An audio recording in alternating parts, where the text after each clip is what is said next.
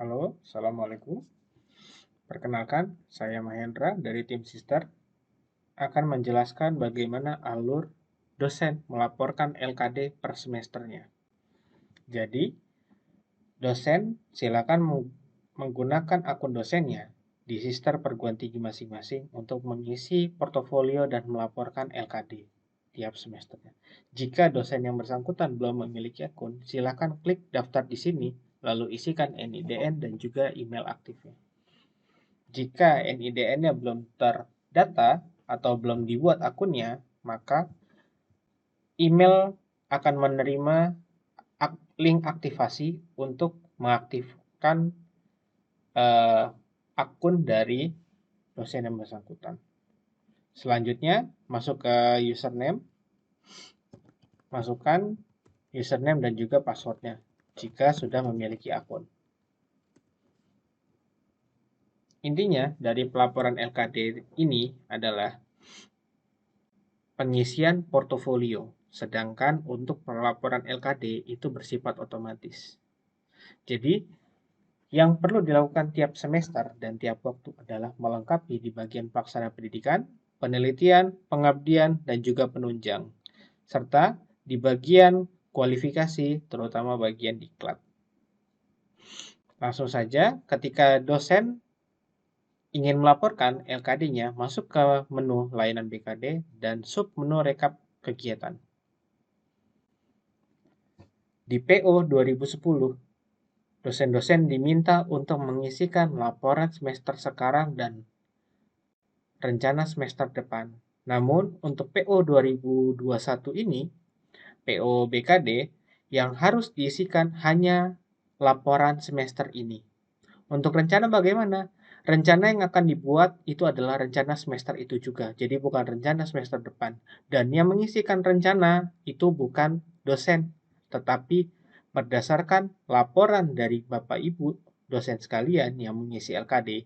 Ketika laporan sudah selesai diverifikasi, Sister akan menarik laporan Bapak Ibu dan mengkopikannya menjadi rencana juga. Sehingga laporan dan rencana akan terrealisasi 100%. Jadi, berfokuskan di laporan saja.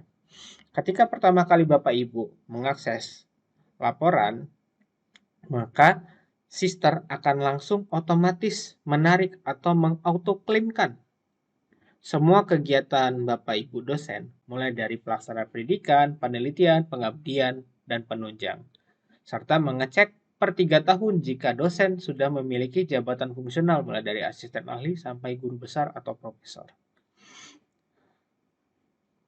Saya akan menjelaskan tentang tampilan menu yang ada pada laporan LKD ini. Yang pertama adalah informasi untuk dosen. Ini adalah informasi waktu pelaporan. Ada informasi penarikan kinerja. Penarikan kinerja ini adalah rentan waktu. Sister akan menarik semua pelaksanaan kegiatan portofolio Bapak Ibu dosen yang ada di portofolio Sister yang dilaporkan dalam semester tersebut. Sebagai contoh, periode penarikan kinerja adalah 1 Januari 2021 sampai 31 Juli 2021. Hal ini menandakan semua pelaksana pendidikan sampai pelaksanaan penunjang yang di mana tanggal pelaksanaan, tanggal SK, atau tanggal pelaksanaan maupun tanggal terbit dalam rentan waktu 1 Januari 2021 sampai 31 Juli 2021 akan diklaim secara otomatis ke laporan Bapak Ibu sebagai laporan semester tersebut. Lalu ada periode pengisian, adalah rentan waktu yang digunakan untuk dosen-dosen melakukan klaim atau auto-klaim dan memilih mana yang menjadi beban lebih di laporan BKD-nya. Selanjutnya periode penilaian adalah waktu yang diberikan untuk asesor melakukan penilaian. Yang membuat periode ini adalah yang pertama, jika perguruan tingginya adalah PTN, maka yang membuat adalah unit BKD internal PT. Namun jika dia perguruan tinggi yang induknya L2 Dikti atau kementerian lain, berarti yang membuat adalah unit BKD L2 Dikti dan unit BKD kementerian lain atau KL.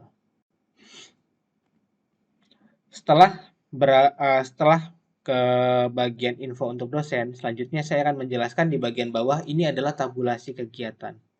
Tabulasi kegiatan adalah menu yang digunakan untuk Bapak Ibu dosen untuk melihat dari masing-masing kegiatan.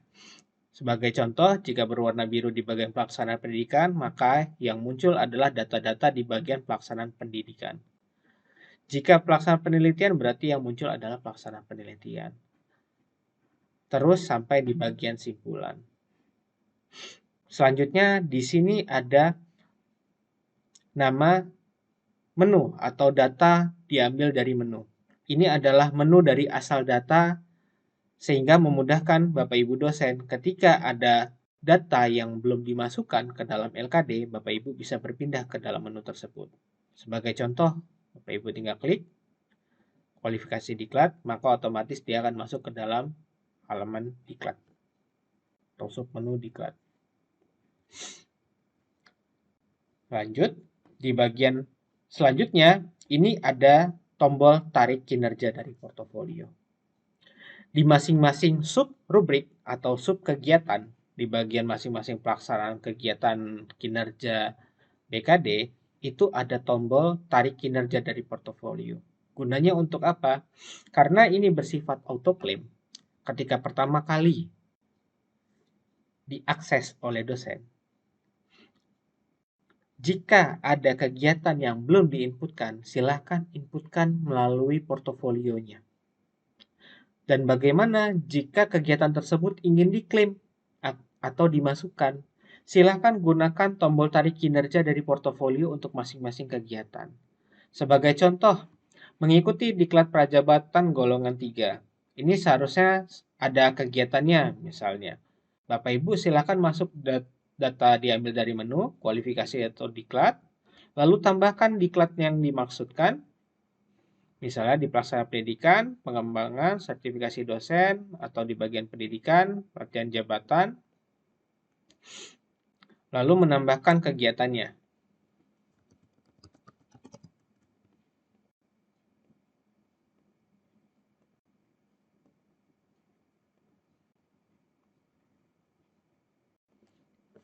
Tahun penyelenggara 2021, tanggal mulainya misalnya di bulan Mei, tanggal 1, tanggal selesainya itu di bulan Mei juga, tanggal 4. Nomor SK, lalu tanggal SK-nya kita samakan misalnya. Tanggal SK penugasan. Lalu upload dokumennya.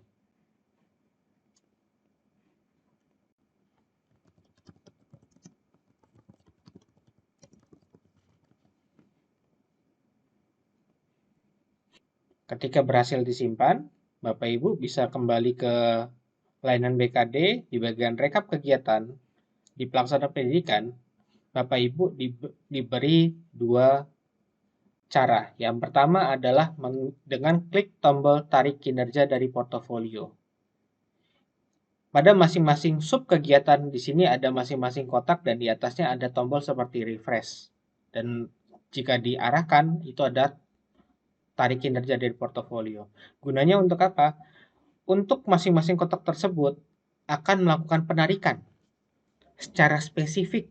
Jadi kalau Bapak Ibu sebagai contoh ini diklik di bagian mengikuti diklat prajabatan golongan 3, maka Sister akan menarik kinerja yang dimana kegiatannya sesuai dengan periode penarikan kinerja di bagian mengikuti diklat prajabatan golongan 3. Jika ini diklik, maka dia akan otomatis terklaim. Seperti itu Bapak Ibu.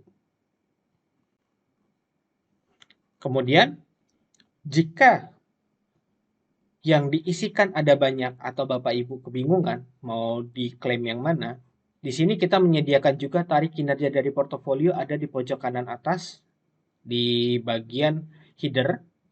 Ini fungsinya untuk apa? Untuk menarik semua kinerja.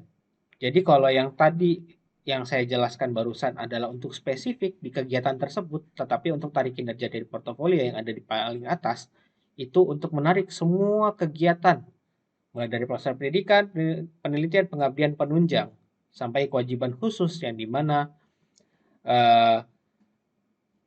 pelaksanaan kegiatan sesuai dengan penarikan kinerja yang belum diklaim sebagai laporan LKD pada semester tersebut bisa dilakukan autoclaim. Lanjut ke bawahnya Bapak Ibu, di sini adalah tombol ubah data. Ubah data kami sediakan untuk apa? Untuk mengubah pertemuan. Karena pertemuan ini diperoleh dari feeder PDDikti. Namun ada satu kasus di mana ada beberapa perguruan tinggi yang pelaksanaan perkuliahannya ternyata ada satu mata kuliah yang dianut atau diampu oleh lebih dari 10 dosen, di mana 10 dosennya itu masuk atau memenuhi 16 pertemuan untuk semua dosennya. Oleh karena itu, kita menyediakan tombol aksi digunakan untuk mengubah pertemuan tersebut. Jadi, dilakukan pertemuan, Bapak Ibu dosen tersebut tinggal menambahkan jumlah tim teaching-nya ada berapa untuk kebutuhan pendataan asesor. Lalu jumlah pertemuannya tinggal ditambahkan. Secara otomatis, sistem akan melakukan counting sesuai dengan rumus yang berlaku, di mana jumlah pertemuan real per 16 dikali beban SKS mata kuliah. Itulah SKS BKD yang akan diperoleh.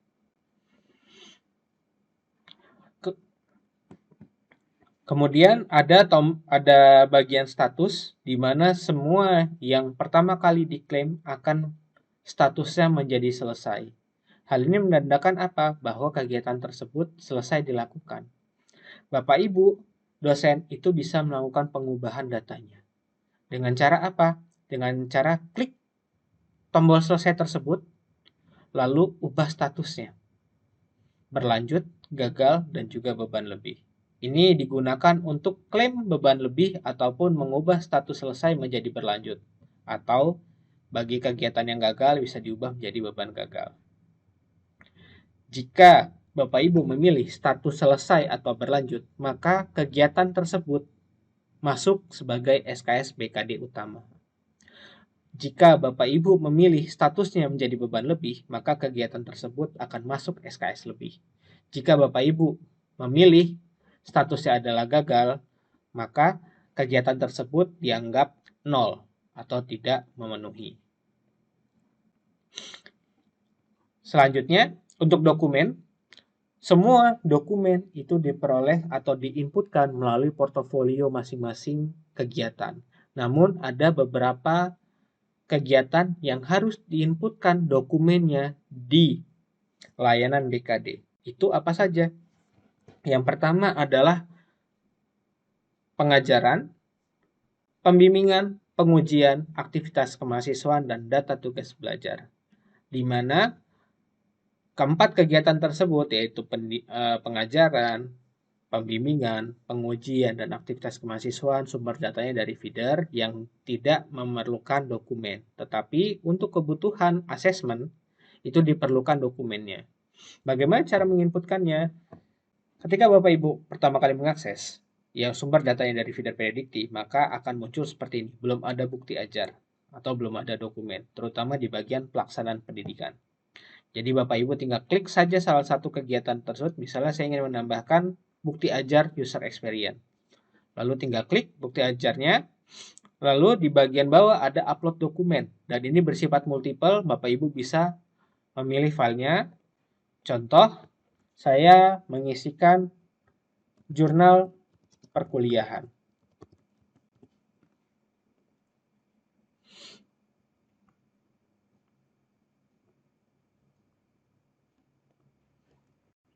Lalu simpan.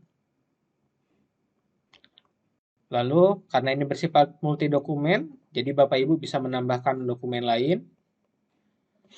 Sebagai contoh mungkin daftar nilai.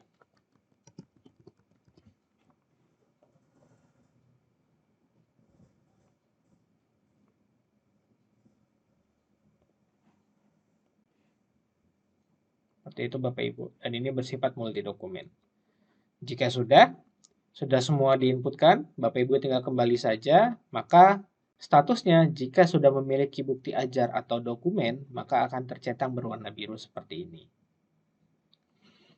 Selanjutnya, karena ini bersifat autoklaim, Bapak Ibu tinggal hanya perlu melakukan pemeriksaan mulai dari pelaksanaan pendidikan, penelitian, pengabdian, penunjang, dan kewajiban khusus.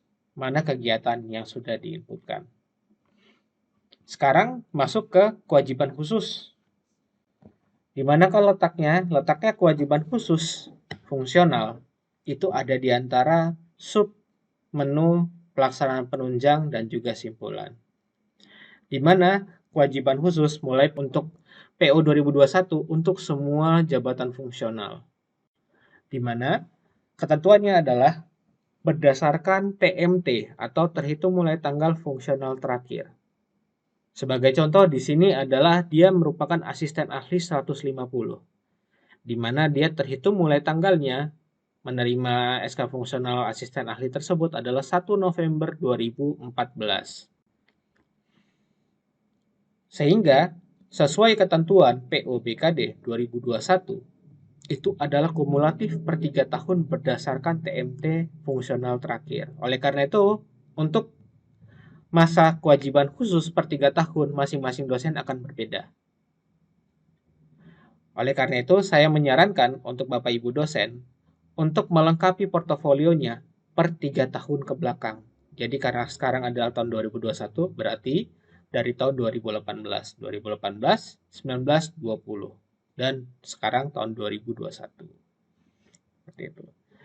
Nah, kembali ke masa berlaku kewajiban, itu dihitung per 3 tahun kumulatif.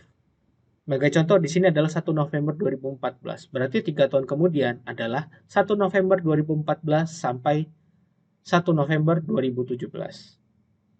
Karena kan sekarang tahun 2021, berarti bukan termasuk bagian sampai 2017, karena itu sudah lewat. Lanjut lagi, dihitung per 3 tahun kemudian, berarti 1 November 2017 sampai 1 November 2020. Itu juga karena tahunnya sudah lewat. Oleh karena itu, bukan bagian dari situ. Sekarang adalah tahun 2021, berarti 3 tahun kemudian dari 2020. Berarti masa berlaku kewajibannya adalah 1 November 2020 sampai 1 November 2023 untuk pelaporan semester ini. Ini saya mencontohkan khusus untuk dosen ini, Bapak Ibu. Lalu di bagian bawah ini adalah syarat kewajiban khususnya. Masing-masing kewajiban khusus memiliki syaratnya. Silakan Bapak Ibu lihat PO BKD 2021, di situ ada syaratnya. Di sini ada contoh kewajiban khusus asisten ahli, di mana asisten ahli itu menulis buku ajar atau buku teks minimum 1 atau menulis publikasi ilmiah minimum 1. Perlu ditekankan kembali Bapak Ibu, kewajiban khusus fungsional adalah seperti cicilan. Jika diibaratkan dalam 3 tahun tersebut adalah 6 semester. Pelaporan semester pertama tidak memenuhi, pelaporan semester 2 tidak memenuhi, pelaporan semester 3 ternyata sudah memenuhi. Berarti dia pelaporan semester 4, 5, dan 6 itu sudah memenuhi. Dan ini bersifat cicilan. Lanjut Bapak Ibu. Untuk pengambilan kegiatan tersebut, mengambil dari buku ajar, atau sebagai contoh di sini mengambil buku ajar atau buku teks, yang dimana kegiatannya tanggal 1 November 2020 sampai 1 November 2023. Begitupun juga untuk publikasi ilmiah yang dimana tanggal terbitnya 1 November 2020 sampai 1 November 2023. Saya tekankan kembali Bapak Ibu, ini contoh kasus yang dimana dia TMT-nya adalah 1 November 2014. Dan ini adalah total kinerjanya. Dan untuk klaim atau pengambilan kegiatan kewajiban khusus ini bisa diambil dari LKD-nya. Jadi tidak ada penginputan khusus. Yang pada intinya adalah Bapak Ibu hanya fokus di laporan LKD-nya saja. Untuk kewajiban khusus bagaimana? Dia akan mengambil juga, akan memfilter di antara 4 pelaksanaan kegiatan tersebut. atau di bagian pelaksanaan pendidikan dan penelitian khususnya untuk kewajiban khusus, di antara pelaksanaan kegiatan pendidikan dan penelitian yang memenuhi standar kewajiban khusus akan diklaim juga sebagai item atau kegiatan kewajiban khusus. Sebagai contoh, saya membuat buku ajar misalnya, di mana di bagian pelaksanaan pendidikan, saya sudah membuat buku ajar. Ini seperti ini mengembangkan bahan ajar. Dalam buku ajar itu di mana saya melakukan kegiatannya pada semester ini. Ternyata itu juga termasuk bagian dari kewajiban khusus, syarat dari kewajiban khusus. Maka akan melakukan double claim. Satu diklaim sebagai BKD, satu diklaim sebagai syarat kewajiban khusus. Jadi tidak perlu melakukan penginputan ganda. Tidak perlu juga memilih kategori kegiatan yang khusus untuk kewajiban khusus. Tetapi mengambil dari portofolio yang sudah ada. Seperti itu Bapak Ibu. Jika Bapak Ibu merasa jabatan fungsional terakhirnya itu salah atau berbeda, silakan lakukan perubahan data dosen khusus untuk jabatan fungsional.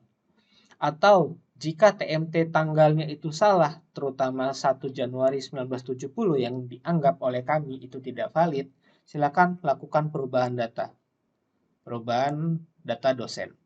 Jika sudah dilakukan perubahan data, Bapak Ibu tinggal masuk ke menu biodata, lalu di bagian bawah ada update biodata. Ini untuk mengupdate data-data yang baru, terutama jabatan fungsional.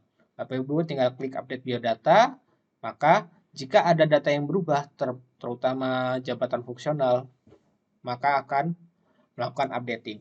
Dan jika misalnya sebelumnya kewajiban khusus asisten ahli, tetapi begitu sudah dilakukan perubahan data dosen menjadi kewajiban khusus lektor, ini akan otomatis melakukan updating. Jika sudah, saya yakin Bapak Ibu tinggal masuk ke menu simpulan. Di menu simpulan ini Bapak Ibu akan ditampilkan dua macam kesimpulan, yaitu kesimpulan kewajiban BKD dan di bagian bawah kewajiban khusus atau kesimpulan kewajiban khusus. Kita akan berfokus di sini dulu Bapak Ibu, di mana bagian simpulan kewajiban BKD. Di sini kami menambahkan ada 4 pelaksanaan kegiatan dan juga syaratnya di mana tidak boleh kosong, khusus untuk dosen tanpa tugas tambahan. Jika dosen yang memiliki tugas tambahan, maka di bagian pelaksanaan pendidikan minimal 3, penelitian pengabdian dan penunjang itu boleh kosong, di mana total kinerja minimal 3 SKS dan maksimum 16 SKS. Sedangkan untuk dosen tanpa tugas tambahan, kriterianya atau syaratnya adalah semua pelaksanaan kegiatan tidak boleh kosong, di mana kriteria pendidikan dan penelitian itu minimal 9, dan kriteria pengabdian dan penunjang itu tidak boleh kosong. Di sini kami menyertakan SKS BKD untuk kegiatan dengan status selesai dan berlanjut atau lanjutkan. Lalu SKS lebih ini untuk kegiatan yang memiliki status beban lebih. Sebagai contoh di sini statusnya menjadi tidak memenuhi, padahal yang lainnya memenuhi berwarna hijau, tetapi di bagian simpulan tidak memenuhi. Dikarenakan apa? Dikarenakan melebihi perundang-undangan di mana dia maksimalnya 16 SKS. Yang perlu dilakukan apa? Bapak Ibu silakan pilih di antara pelaksanaan pendidikan, penelitian, pengabdian, penunjang. Sebagai contoh, di bagian pelaksanaan pendidikan, saya ingin melakukan perubahan. Saya ubah statusnya menjadi beban lebih. Beban lebih, ubah status.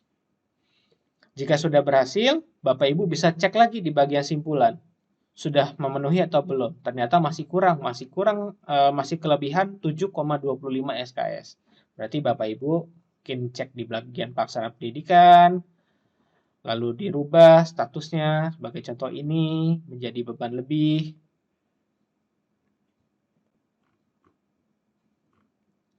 Lalu di bagian pelaksanaan pendidikan mungkin ada lagi yang perlu diubah menjadi beban lebih.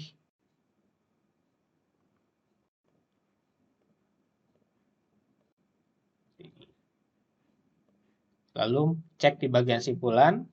Jika statusnya sudah memenuhi, berarti Bapak Ibu sudah boleh melakukan simpan permanen ada di bawah. Dan di bawah sini adalah syarat kewajiban khusus. Jika kegiatannya sudah memenuhi atau total kinerja, maka akan memenuhi status perundang-undangan khusus dosen. Jika sudah, Bapak Ibu tinggal klik simpan permanen, lalu ya saya menyetujuinya. Secara otomatis Sister akan mengkopikan laporan Bapak Ibu menjadi rencana semester tersebut. Dan laporan LKD Bapak Ibu siap untuk dinilai asesor. Baik, itu saja Bapak Ibu penjelasan singkat dari saya. Terima kasih.